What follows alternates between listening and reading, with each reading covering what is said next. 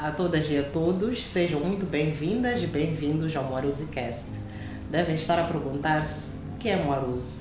Moaruz é uma palavra que eu considero bonita, que é proveniente de uma das línguas mais faladas do nosso país, que é a língua Emakwa. Moaruz significa rapariga, menina, donzela, como queiramos chamar ou dar significado. Mas é uma palavra sublime porque também simboliza a força, a coragem e a resiliência da nossa juventude. Portanto, este espaço é um espaço nosso, meu, vosso, em que queremos trazer a chance de todas as raparigas e jovens mulheres, portanto também rapazes e jovens homens, de poderem ter uma escolha informada durante o percurso da sua vida.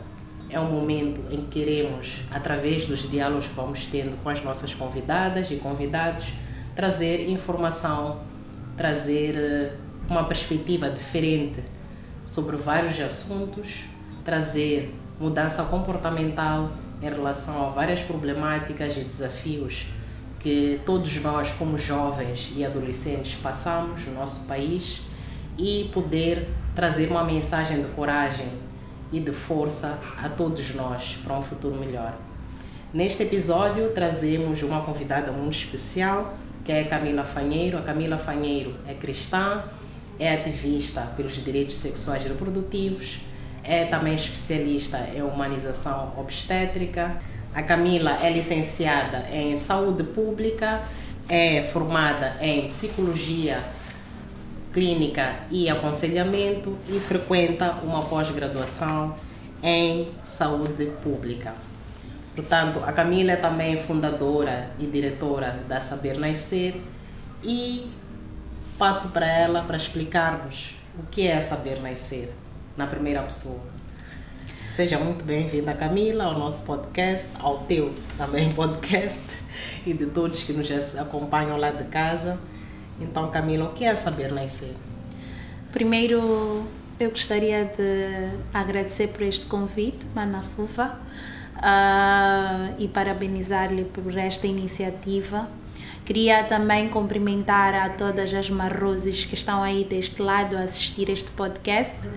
E respondendo o que seria a Saber Nascer, dizer que a Saber Nascer é uma associação de raparigas e mulheres que tem uma identidade feminista, que trabalha com um dos principais objetivos, que é prevenir e combater qualquer tipo de violência baseada no gênero, com maior enfoque a violência obstétrica, que é aquela que acontece num período muito específico, quando a mulher vai em busca do pré-natal, parto e do pós-parto. A Saber Nascer, ela trabalha ou atua em 3 pilares muito específicos, que o primeiro pilar é da assistência psicossocial e encaminhamento médico, onde garantimos a assistência psicológica e social das mulheres, raparigas, durante um período muito delicado da sua vida, desde a gestação, desde também após um trauma decorrente de uma violência baseada no gênero, com maior enfoque à violência obstétrica.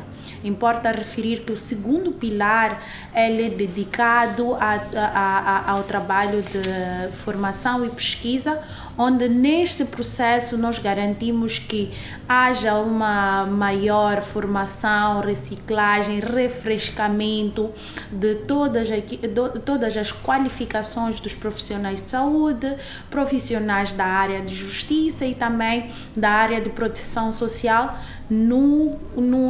sobre a temática de violência baseada no gênero, promovendo a humanização obstétrica.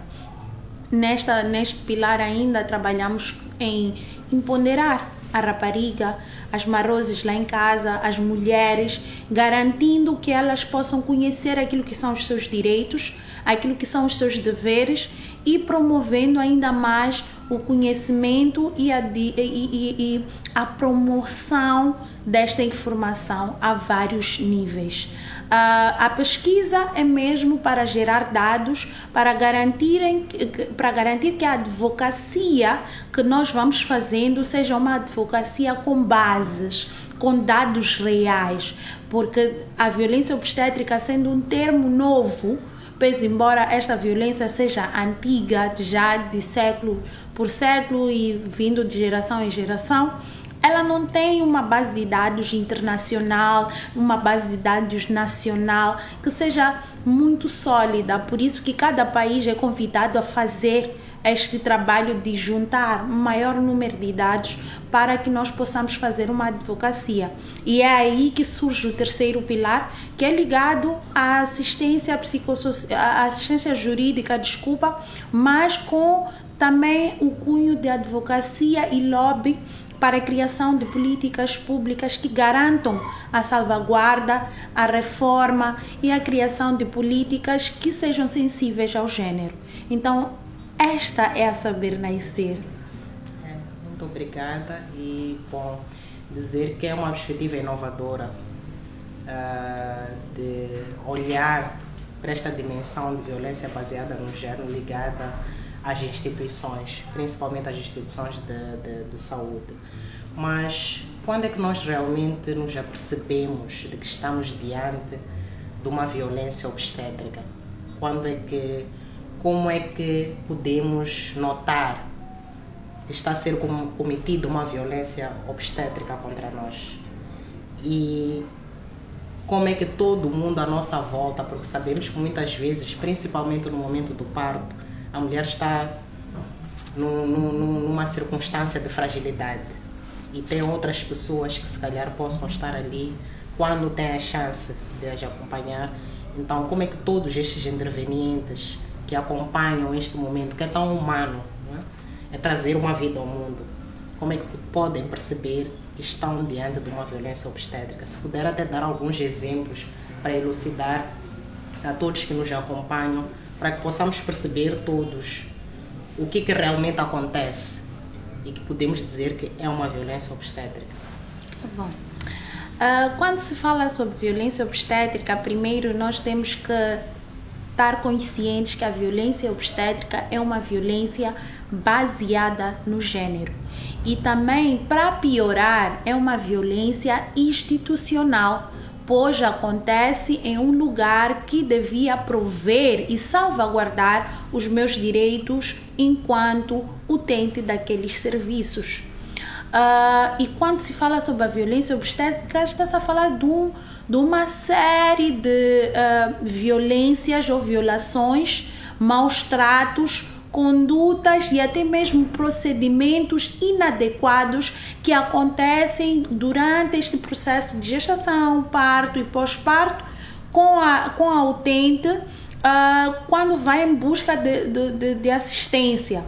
E esta mesma violência, ela pode subdividir-se em 6 tipologias, onde podemos ter os maus tratos ou a violência física, que é todo o ato que incide diretamente no físico desta mulher ou deste bebê. Temos também a violência psicológica, que está muito associada à violência verbal, pois muitas das vezes são proferidas palavras ou frases ofensosas. Por exemplo, que é a clássica: quando estava a fazer, não estava a gostar, por que tem que vir fazer barulho aqui? Ou então dizer que esta mulher, ela é suja, ela é gorda. Várias palavras que vão ofender e vão violentar psicologicamente esta mulher. Temos também a questão da violência econômica, que é aquela que é clássica no nosso belo país, que é aquela que violenta ou agride diretamente o bolso, o nosso financeiro.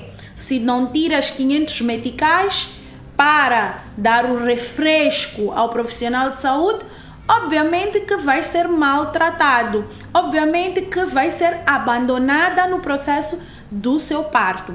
Temos a questão da violência sexual e ela pode ser em 2 dimensões. Mas primeiro, quando se fala sobre a violência sexual, está-se a dizer que todo ato que invade ou que violenta o meu sexual constitui violência sexual. Seja a introdução de forma tendenciosa as minhas genitálias, a introdução de algum objeto nas minhas genitálias, a introdução do órgão genital, neste caso o pênis, ou então qualquer outro tipo de instrumento ou alguma coisa que for a ser introduzido no meu sexual, e até mesmo em casos muito específicos, há quem conta que já foi obrigada a ter que fazer um sexo oral ao profissional de saúde no processo de gestação. Não de forma consciente, porque recentemente nós assistimos, Brasil foi palco de um cenário muito hediondo de um profissional de anestesia que, enquanto fazia-se as cesarianas, tem aquele biômbio que é uma espécie de lençol que fecha, que veda os outros profissionais, e a cabeça da paciente fica deste lado junto dele, e ele aproveitava-se daquele momento para introduzir o seu órgão genital na boca da mulher. E tantos outros cenários, mas o clássico mesmo é a questão dos exames de toques excessivos e sem respeitar aquilo que são as diretrizes, porque existem diretrizes para o exame de toque.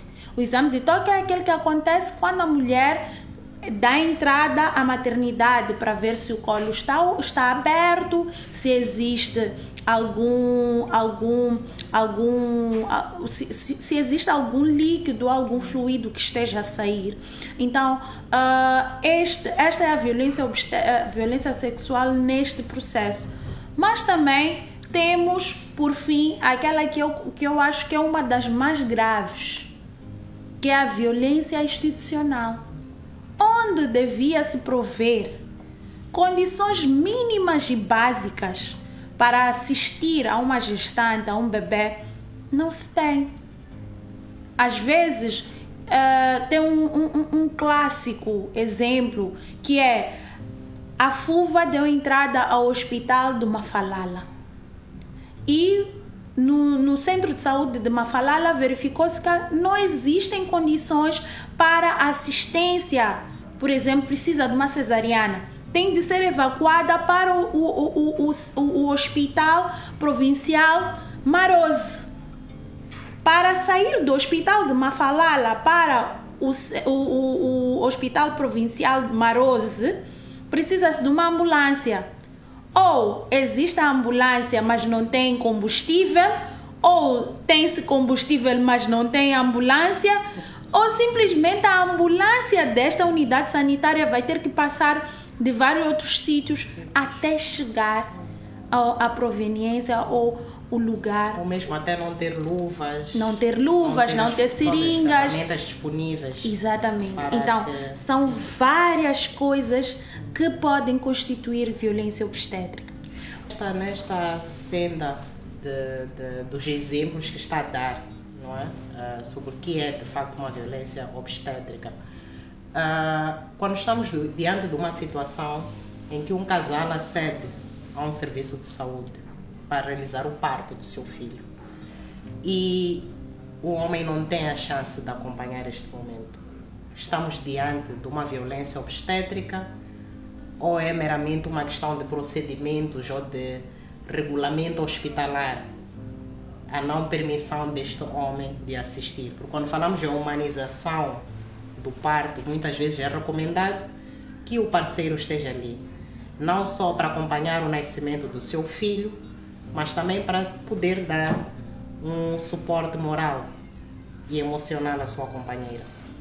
Estamos diante de uma violência obstétrica ou nem por isso? A questão do direito à acompanhante está patente em alguns documentos, alguns protocolos que Moçambique por si só desenhou. Moçambique até mesmo é signatário. Mas olhando, por exemplo, para o documento que fala sobre a humanização do parto, uma das recomendações é que a mulher possa estar acompanhada durante o processo de parto. não é especificado se a companhia é masculina ou feminina. Mas, mais uma vez, voltamos à questão do institucional. Por quê? Por questões culturais, Moçambique não acolhe de bons olhos que um homem acompanhe uma mulher ou a sua esposa no processo de parto. Até porque as infraestruturas dos hospitais em Moçambique, poucos deles permitem privacidade neste momento.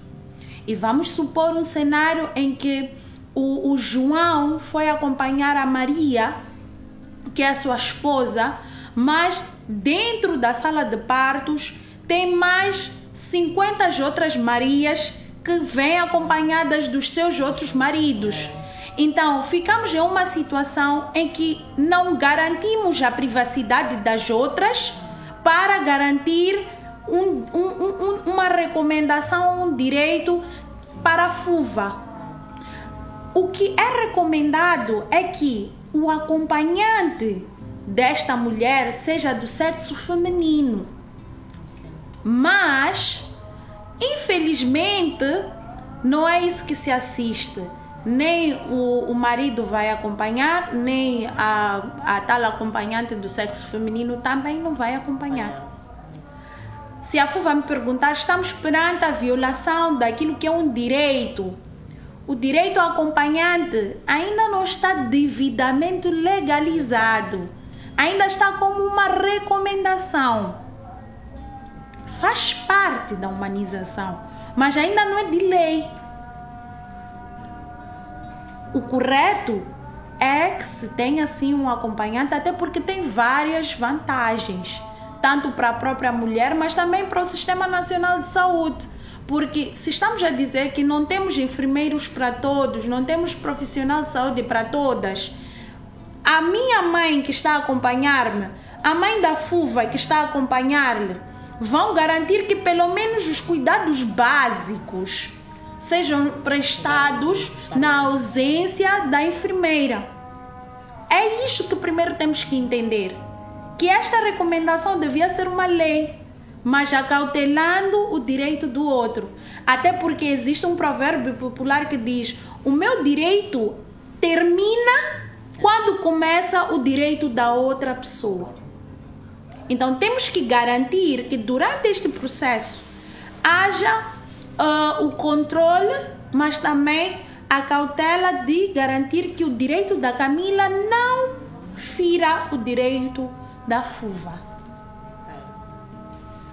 E como é que a sociedade tem recebido esta abordagem? Não que isto não aconteça, acredito que todos nós vemos de certa forma isso acontecer nos hospitais, mas se calhar temos receio de denunciar, se calhar normalizamos por pensar que somos as culpadas, principalmente nós como mulheres quando acedemos ao serviço de saúde. Se calhar pensamos que cometemos alguma negligência. Falou muito bem da higiene. Muitas vezes no momento do parto, não só pela dor, mas também pela ansiedade e vários outros fatores psicológicos e emocionais, não estamos naquela condição de prestar atenção a se estamos devidamente higienizadas. Quando se tem um acompanhante é melhor, porque até pode ajudar, pode dar suporte para podermos estar melhor preparadas para aquele ambiente ou para aquela situação. Muitas vezes podemos pensar que eu própria tive um bebê, por exemplo, prematuro, numa situação em que me encontrava na maternidade e muitas vezes me via em situações de dizer: ok, aqui eu tenho que me comportar muito bem, não posso reclamar, porque sempre há aquele gatilho de pensar que, olha, para eu poder ter a melhor assistência, a melhor comunicação, e principalmente porque muitas vezes não sabemos o que está a acontecer no berçário, estamos numa outra sala, às vezes até vamos para casa e não podemos, só voltamos a uma certa hora para ter contato com os nossos filhos. Então, como é que está a ser a recepção desta abordagem? Quando falo de recepção desta abordagem, é mesmo em termos de se a sociedade em geral, principalmente nós como mulheres, jovens mulheres, raparigas, como é que estamos a receber diante de todo o trabalho de sensibilização que a Saber Nascer está a fazer?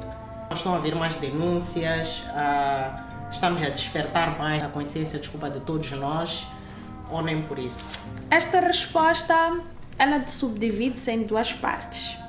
Temos, por um lado, as mulheres, as utentes dos serviços, os seus pares e familiares que agradecem porque é uma abordagem que vem e diz, olha, tu tens direitos, tu não precisas e nem deves te calar perante uma violência obstétrica.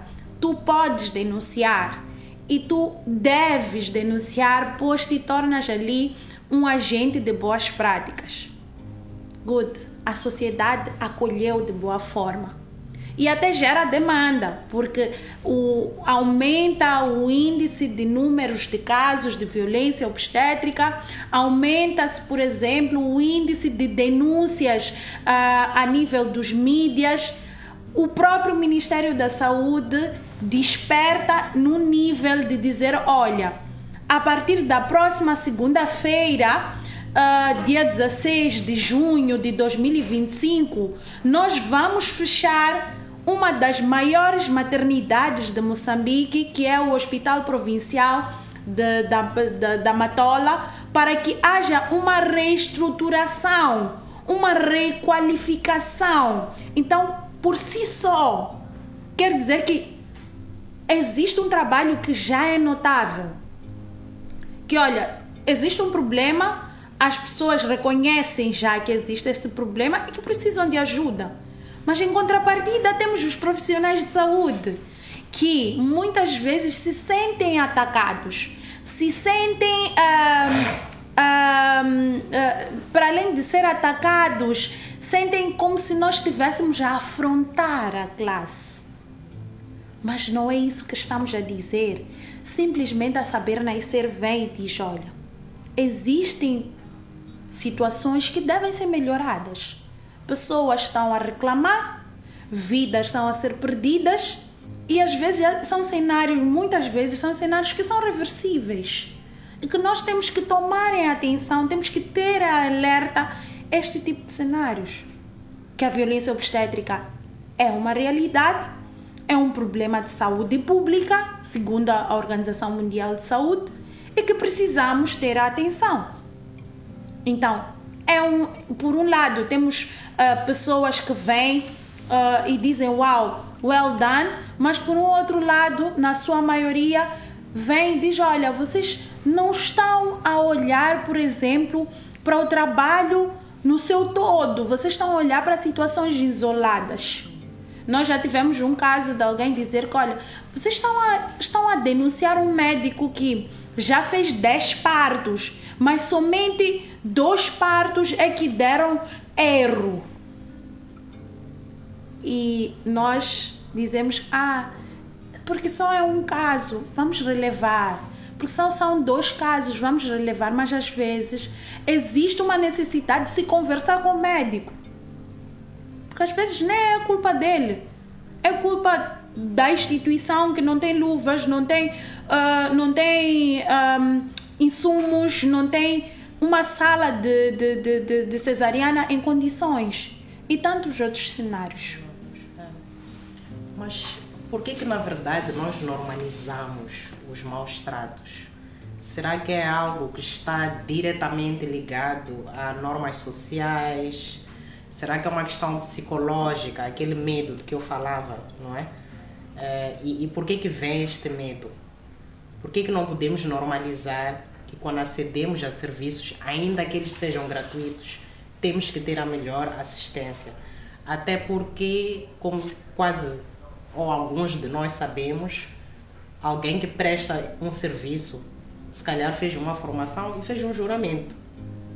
Tem um propósito, não é? Quando dizemos que queremos melhorar a vida de todos nós, queremos prover serviços, queremos transformar, queremos melhorar a saúde, a educação, é porque fizemos um juramento, existe uma missão. Então, por que existe esta normalização destes maus tratos? Porque quando falo em normalização, não estou a falar só na questão de não denunciar, que acredito que é uma outra vertente. que poderia despertar se calhar um outro momento para podermos falar disto, porque a denúncia é relativa a todo tipo de violência, não é? Mas quando falo mesmo de normalização é porque que diante daquela situação aceitamos.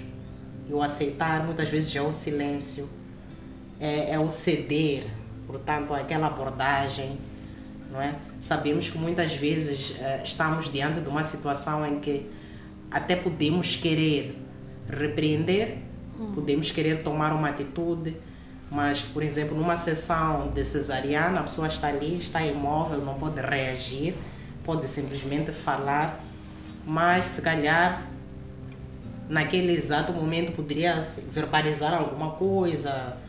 Então, por que é criado este cenário? Não querendo culpabilizar a vítima, no caso, mas por que estas circunstâncias acontecem? Mana Fuva, eu gosto muito desta questão porque me leva à história da maternidade. Antigamente, a maternidade ela era vista como um evento onde a mulher era a protagonista da novela. Onde a mulher era o centro das atenções e a posterior o bebê também. Mas quando o parto deixa de ser deixa de ser domiciliar e passa a ser uma ação ou um momento institucional, perderam-se vários valores, várias coisas no decorrer deste processo. Porque enquanto em casa a mulher era a protagonista deste processo, quando se vai à unidade sanitária, a mulher deixa de ser protagonista e vira entre aspas, um objeto de estudo. Okay. Quando uma mulher está doente durante o processo de gestação, vamos fazer estudos, ensaios. E o mais grave de tudo é que a minha mãe, que é a tia Luísa lá em casa, quando eu vou para a maternidade para ter a minha bebê, a primeira coisa que a minha mãe vai me dizer é minha filha, lá não é para você falar nada, não é para você gritar, é para você calar.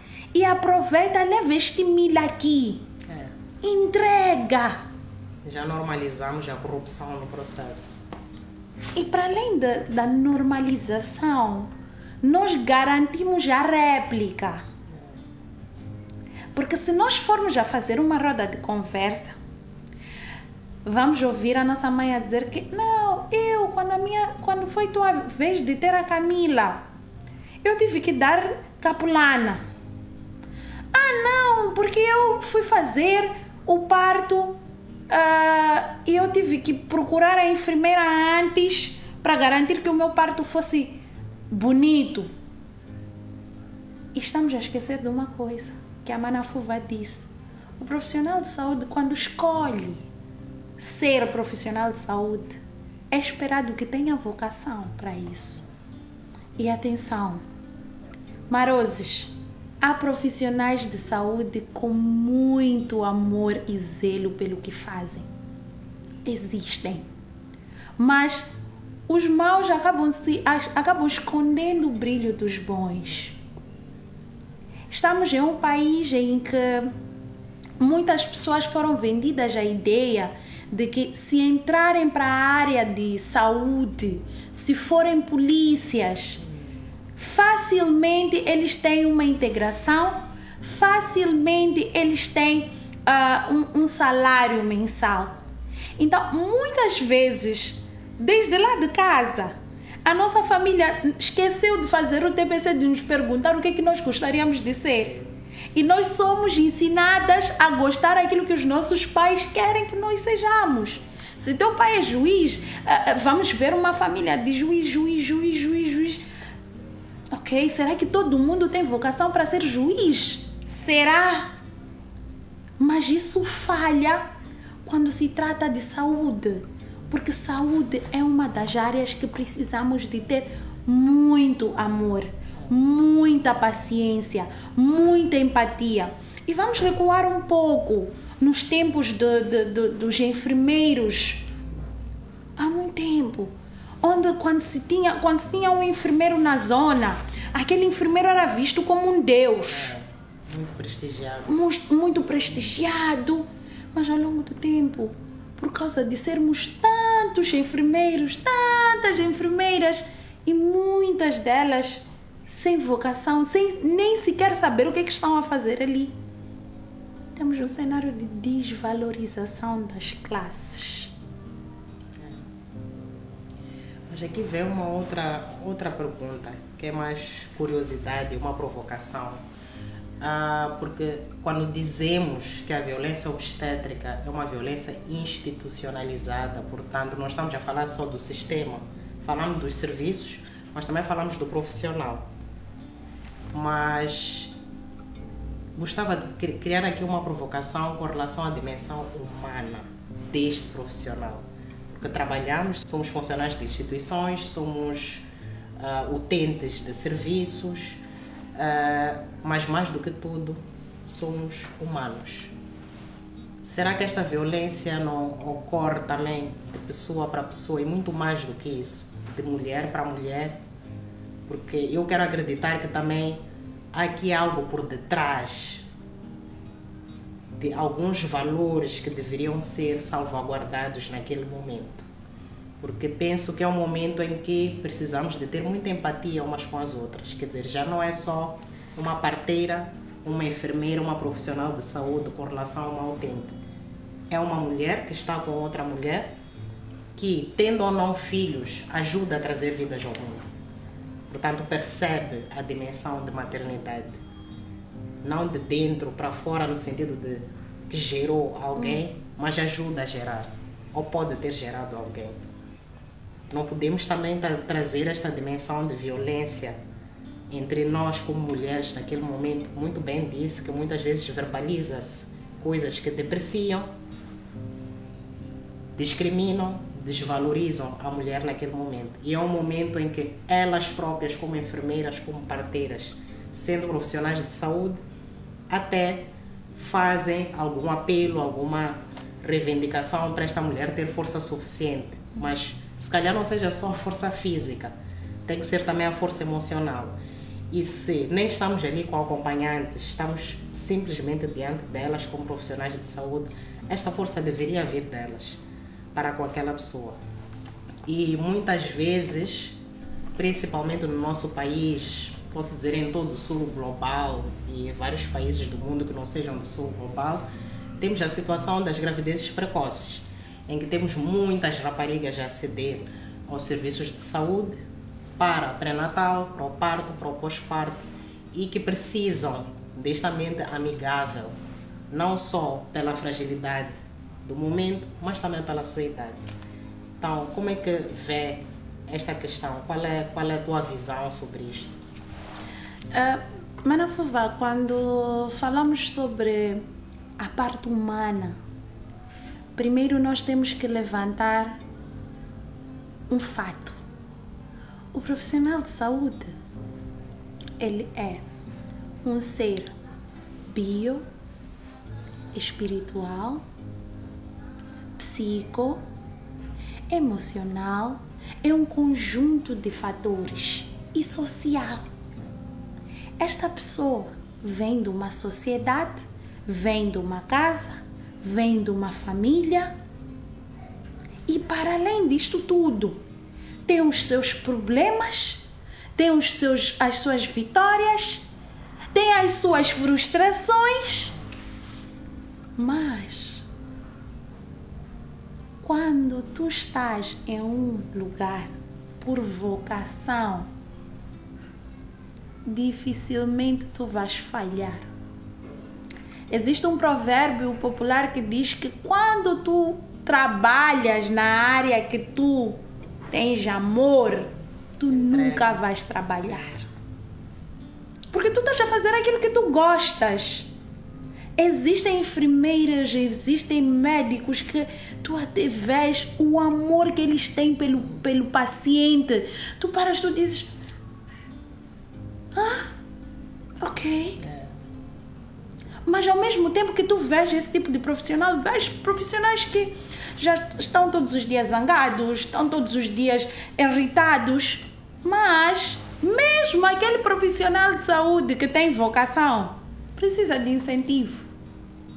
A psicologia diz que o ser humano, ele sobrevive e lida bem às circunstâncias por via de recompensas.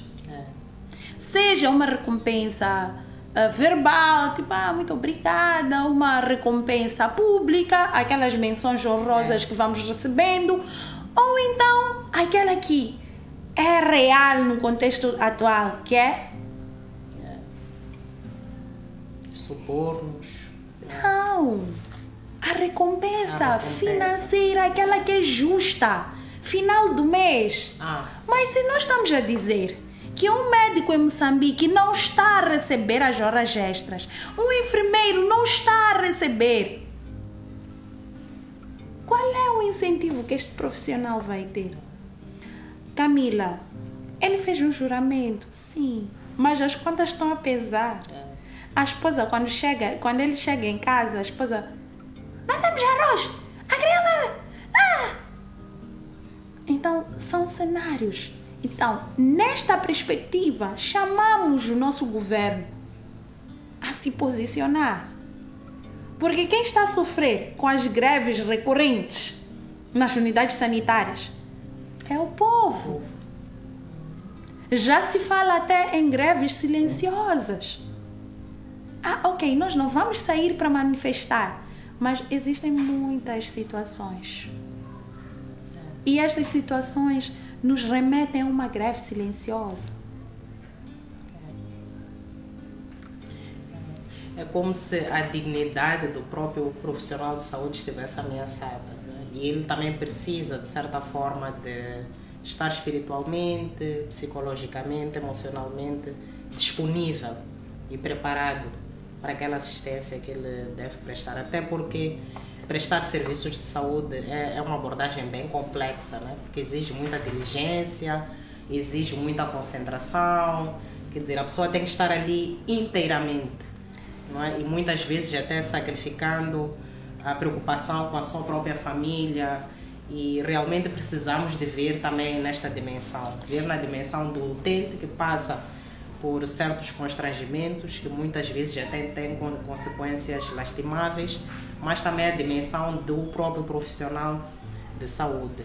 Quero crer também que existem muitos desafios, como em qualquer instituição, desafios logísticos, desafios administrativos, que muitas vezes não corroboram para que se possa realmente prestar serviços de qualidade.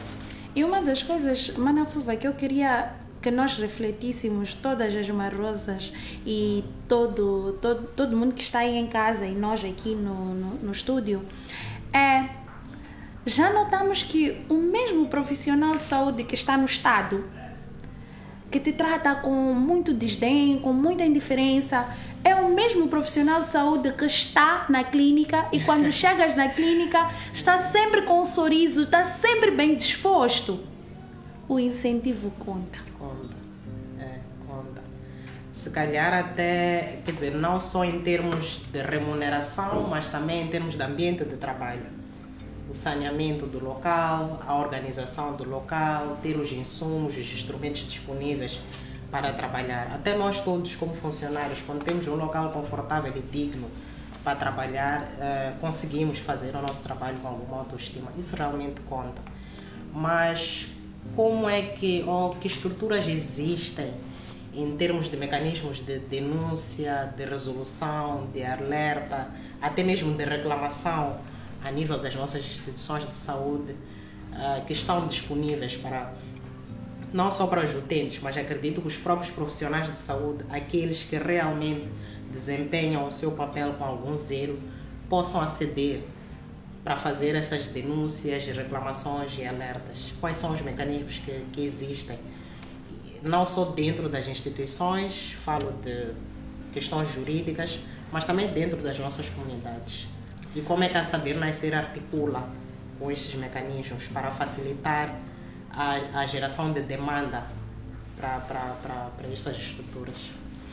Quando se fala sobre denúncias relacionadas à violência obstétrica, é muito importante primeiro dizer que todo mundo é agente de mudança. E sendo agente de mudança, o profissional de saúde que assistiu o colega a protagonizar um ato violento é chamado a denunciar. A própria utente é chamada, os seus familiares são chamados a denunciar. E as denúncias de violência obstétrica, elas são transversais.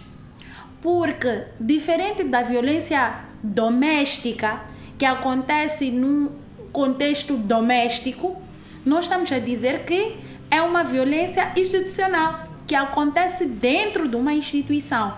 E aí, os tipos de caminhos, as portas de entrada de denúncia, elas são mais específicas. Quando acontece um ato de violência, uma situação de violência obstétrica, é importante nós informarmos a unidade sanitária em jeito de denúncia escrita. Uma exposição escrita onde denunciamos o que teria acontecido junto à direção geral daquela unidade sanitária. A mesma denúncia que nós mandamos para o hospital é a mesma denúncia que nós simplesmente vamos mudar ali para, ao invés de escrever para o Centro de Saúde Marrosane, vamos escrever Centro de Saúde, vamos escrever Ministério da Saúde, vamos escrever Procuradoria Geral da Justiça. Porque nós temos que submeter esta denúncia à unidade sanitária, à entidade reguladora. E a entidade reguladora pode ser o Ministério da Saúde diretamente, ou junto à inspeção, ou então podemos submeter às DPS, às Direções Provinciais de Saúde, ou os Serviços Provinciais de Saúde, mas também temos que submeter a mesma denúncia à Procuradoria ou à Esquadra, para que o processo não somente tenha o cunho administrativo, mas que também tenha o cunho criminal.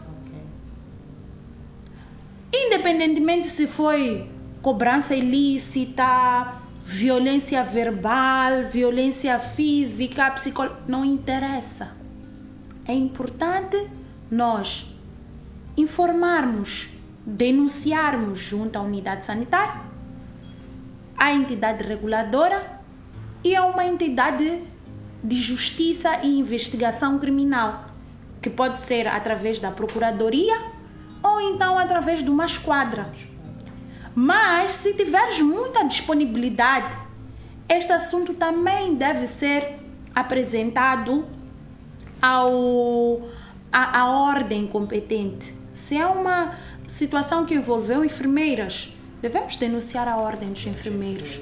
Se é uma situação que envolvia médicos, devemos informar aos médicos, a ordem dos médicos.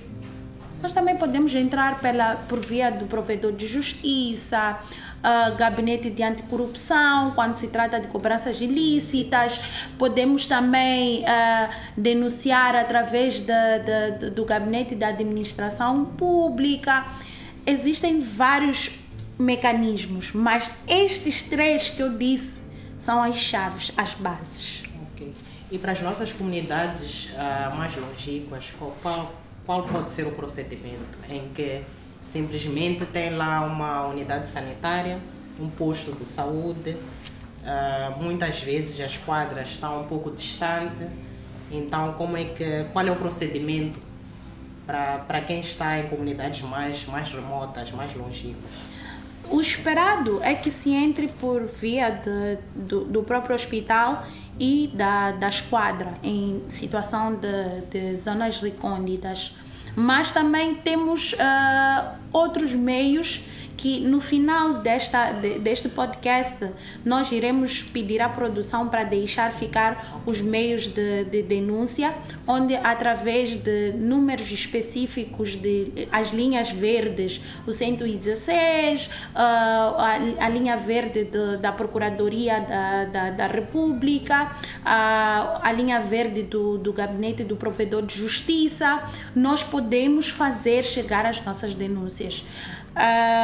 Podemos sim, mesmo estando longe, através de um SMS, de uma chamada, porque essas linhas elas são gratuitas, então nós podemos usá-las para fazer a denúncia. Porque realmente é muito importante registrar, mesmo para desencorajar este tipo de situações, não é? Porque mais do que nunca trazemos aqui, quer dizer, não só consequências psicológicas para esta mãe que acede aos serviços de saúde, trazemos também consequências de saúde em si.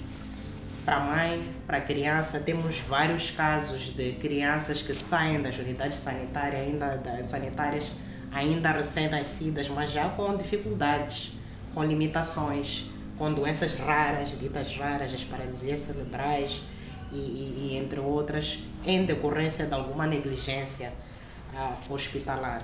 Mas para esses casos específicos em que a morte ou há uma doença que surgiu em decorrência de uma negligência hospitalar, existe algum mecanismo de responsabilização pós-denúncia? Portanto, durante o seguimento do caso, tem sido possível fazer com que as instituições de saúde se responsabilizem ou pelo acompanhamento desta criança, gratuito e dentro daquilo que são os parâmetros normais para fazer este acompanhamento. Existe uma assistência financeira, por exemplo, para gerir o funeral desta criança, quer dizer, para ter um enterro com dignidade, se assim a família o quiser. Existe um acompanhamento psicológico, psicossocial para este casal ou para esta mulher, porque muitas vezes a mulher está ali sozinha, como mãe solteira, para ter o seu filho. Então, como é que está a ser gerida essa questão? Como é que vocês têm advogado para, em algum momento, responsabilizar quem comete este tipo de violência obstétrica? Primeiro dizer que quando se fala sobre violência obstétrica, olhando à luz da nossa legislação, foi feita uma análise gap da nossa lei, onde foi possível apurar que a nossa lei tem mais lacunas do que oportunidades para segmentos de casos de violência obstétrica. Por quê? Porque nós levamos as leis gerais para tentar julgar um caso específico. Quando se trata sobre violência obstétrica, estamos a dizer que, primeiro, é uma situação que envolve 2 ou mais pessoas em simultâneo. Estamos a falar da mãe e o bebê, ou da mãe e os bebês. Então, não temos como minimizarmos esse cenário. E para piorar, é uma situação que acontece em uma instituição. Isso por si só já constitui uma grande lacuna. Não vamos querer pegar o Código Penal para aplicar a uma situação grave de violência obstétrica, que, por exemplo, houve óbito, houve extração de órgãos, ou então até mesmo um desaparecimento não claro de uma criança, e tentar julgar como se fosse um caso isolado. Por isso que uma das recomendações da análise GAP que nós fizemos, ou que as nossas consultoras fizeram, era que se criasse uma lei especial que penalize a violência obstétrica. É possível julgar a violência obstétrica com o que já se tem, mas o risco de não sermos justos, tanto com a vítima, tanto com o profissional, é maior. É muito maior. Então, chamamos a atenção a este aspecto. Existem várias lacunas e menos oportunidades. E isto por si só já constitui um risco para os direitos humanos. Então, realmente temos que reforçar este diálogo com toda a sociedade, mas principalmente com o governo, com o poder legislativo, para poder melhorar esta questão. Mas como é que tem sido a vossa interação com as próprias unidades sanitárias?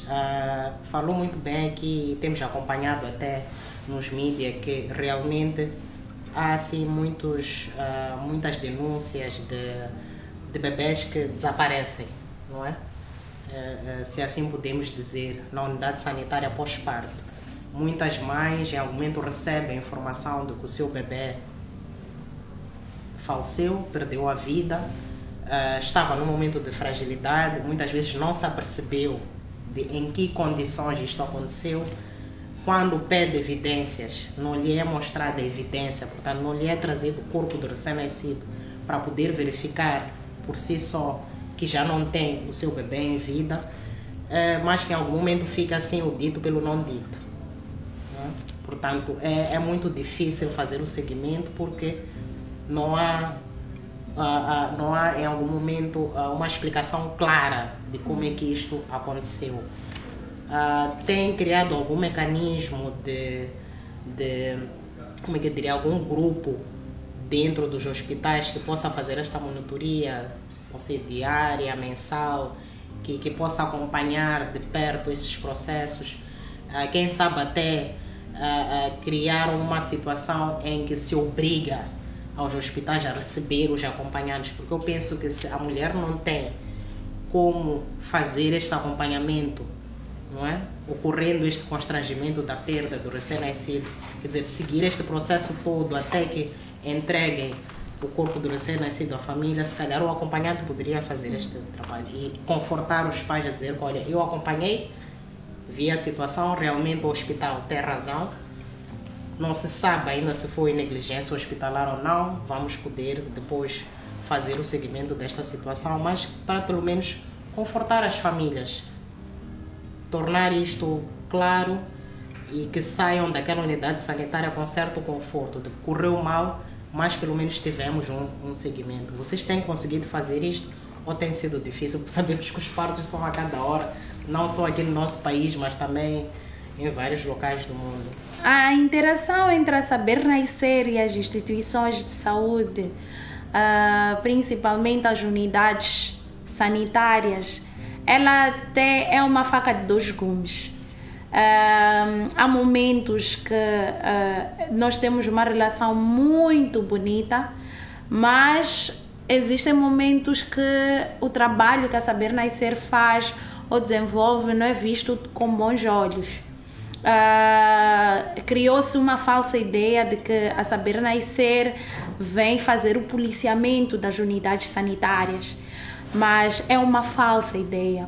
O que nós queremos é contribuir com a melhoria e humanização e qualidade dos serviços de saúde. Se isso significar que deveremos fazer alguma peneirar alguns profissionais de saúde para serem requalificados, passarem por uma reciclagem, uma formação, assim vai ser feito. Mas acima de tudo, o que tem que estar bem claro é que muito temos feito em prol da humanização, desde formações com profissionais de saúde. Existem unidades sanitárias que as portas estão 100% abertas, mas existem outras que ainda têm um certo receio de Saber Nascer, parceiros, Humaniza-Mos, acho que eles estão aqui, querem saber as nossas lacunas para não nos ajudarem, mas sim para nos criticarem.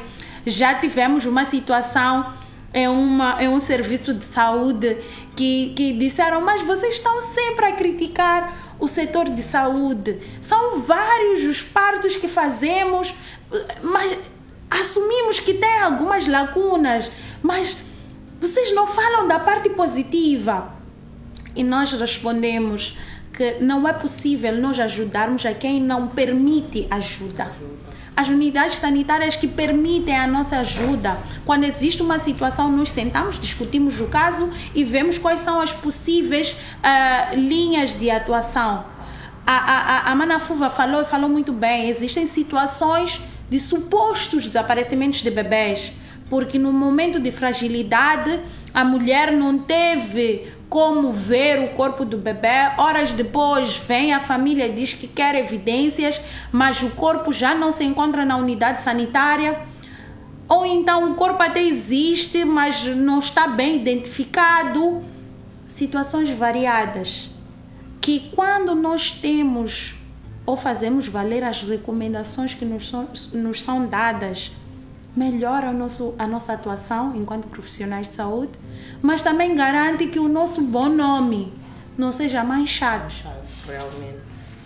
Se estamos a dizer que não existe nada para nós escondermos, nada obsta a termos um acompanhante e permitirmos que a Camila venha com a Fuva, que é a sua acompanhante.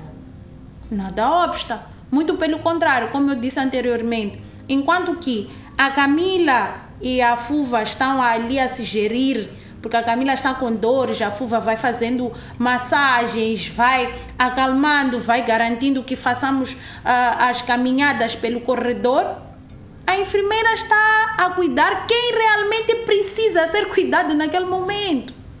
Porque, principalmente em situações de parto, de primeira viagem, mulheres que estão na maternidade pela primeira vez, é normal que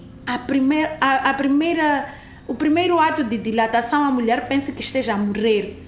No segundo centímetro de dilatação a mulher pense que já morreu. No terceiro ela diz, não, eu já não aguento. Quando chega no quinto, no sexto, já nem sequer fala. Mas porque... um choque. Exatamente, mas porque ela não foi devidamente preparada.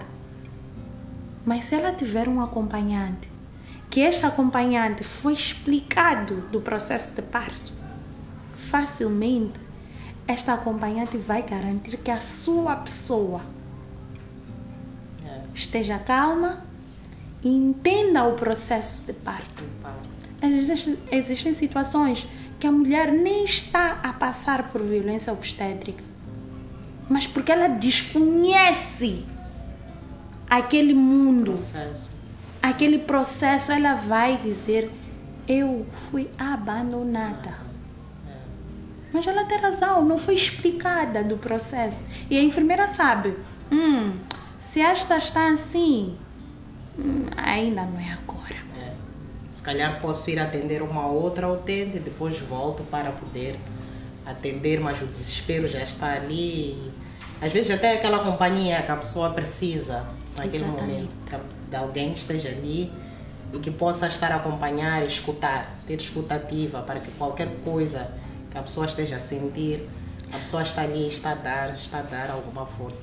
Até uma nova figura, quer dizer, não tão nova, porque eu penso que na perspectiva das nossas matronas nas comunidades, o papel sempre foi este, para além de fazer o próprio parto, que são as doulas, não é? Que, bom, são pessoas que às vezes são contratadas pelas próprias mulheres ou para a família, que fazem um acompanhamento.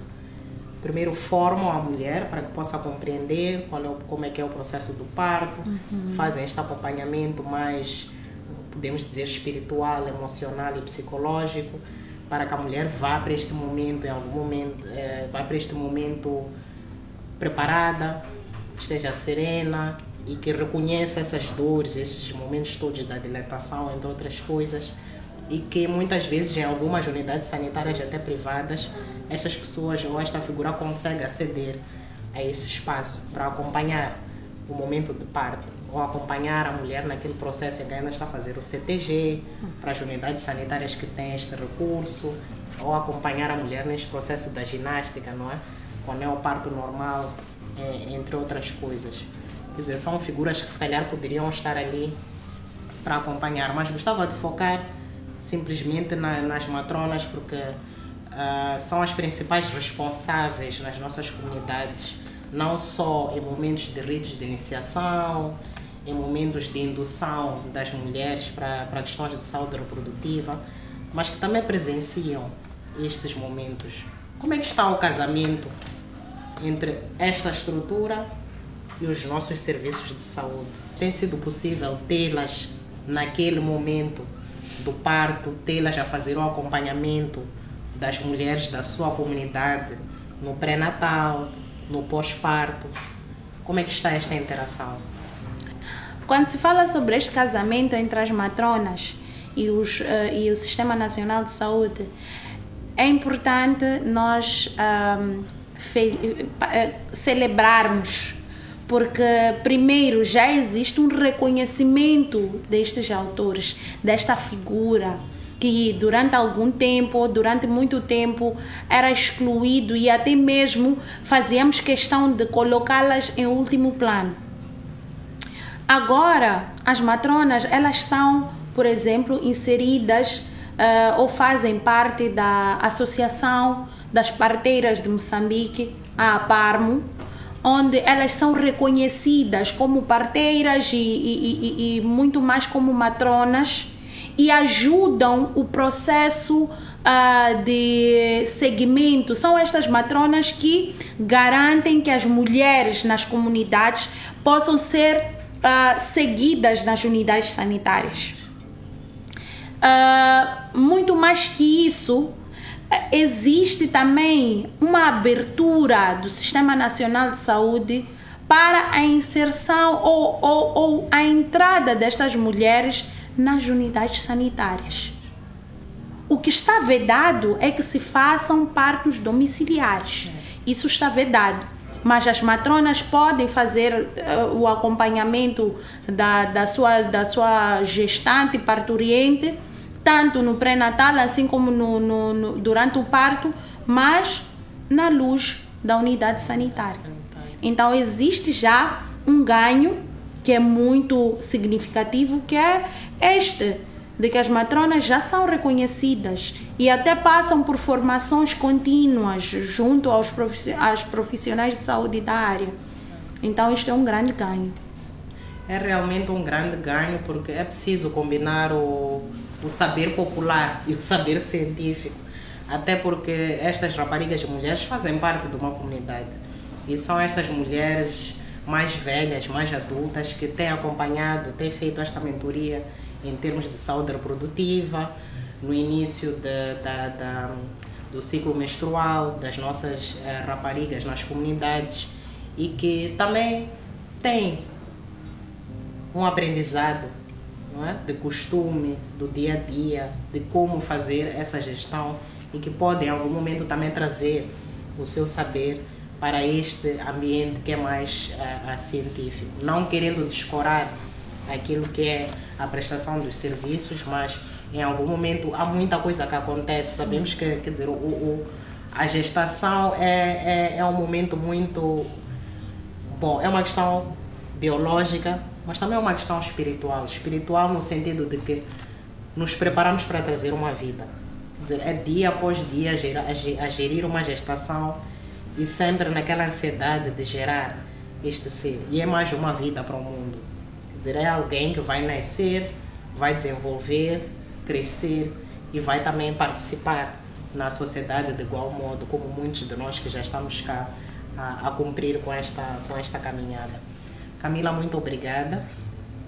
É muito triste quando chegamos assim ao fim de uma conversa tão boa, tão enriquecedora como esta. Eu espero que tenha sido um momento também de muita aprendizagem, de enriquecimento, de nutrição para todos e todas que nos acompanharam. Mas gostava que deixasse duas mensagens. Uma especial para as nossas moaruzes, que acreditamos nós que acompanharam-nos com toda a atenção, com todo o amor e carinho. Que mensagens deixas, ou que mensagem deixa para elas com relação a esta questão tão sublime que é a maternidade? E dois, que mensagem deixa também para o próprio sistema de saúde, que é um dos principais parceiros da Saber Nascer? Para as nossas moaruzes, eu digo: conhecimento, saber é poder. se nós todas e todos pudéssemos e pudermos buscar mais conhecimento sobre os direitos que nós temos, sobre os deveres que nós temos uma arma para se prevenir de situações de violência.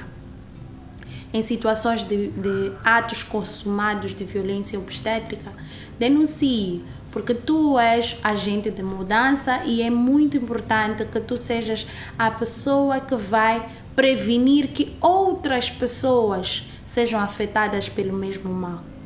E para o Sistema Nacional de Saúde, em especial às entidades reguladoras, nós apelamos que haja uma maior inspeção no setor de saúde, principalmente nos serviços de obstetrícia, pediatria, neonatologia e todos os departamentos ligados à saúde da mulher e criança, sem esquecer dos outros setores, mas que possamos garantir que haja zelo e trabalho com humanização junto ao sistema e apelar para que juntem-se mais, aproximem-se mais aos profissionais de saúde, para que possam, junto deles, perceberem quais são os principais desafios e o que pode ser melhorado para que o Sistema Nacional de Saúde seja humanizado e que nós sejamos uma referência a nível nacional e internacional na questão da assistência à saúde da mulher e da criança. Muito obrigada. Seguiremos em marcha até que todas nós sejamos livres de qualquer tipo de violência. Muito obrigada, muito bem dito, Camila. A vida é importante, o humanismo é importante, e o humanismo é sobre as relações que nós como humanos temos no dia a dia, os valores que carregamos e todos os momentos em que trocamos sorrisos, gestos. E quando falamos em violência obstétrica, falamos também desta troca, desta interação, desta convivência, que muitas vezes não ocorre da forma desejada. Portanto, realmente vamos melhorar. Teremos cá mais episódios com esta abordagem, principalmente ligados à questão da saúde reprodutiva, em que poderemos aprender mais sobre estas questões e outras que iremos saber para poder melhorar aquilo que é a nossa visão sobre vários desafios que enfrentamos na sociedade e também para que possamos exigir esta melhoria de prestação de serviços por parte de diferentes setores da nossa sociedade. Muito obrigada mais uma vez a todas e a todos que nos acompanharam. Este é o MoaruziCast. Esperamos que estejam conosco nos próximos episódios. Por favor, não se esqueçam de subscrever a nossa página do YouTube. Muito obrigada. Fiquem bem.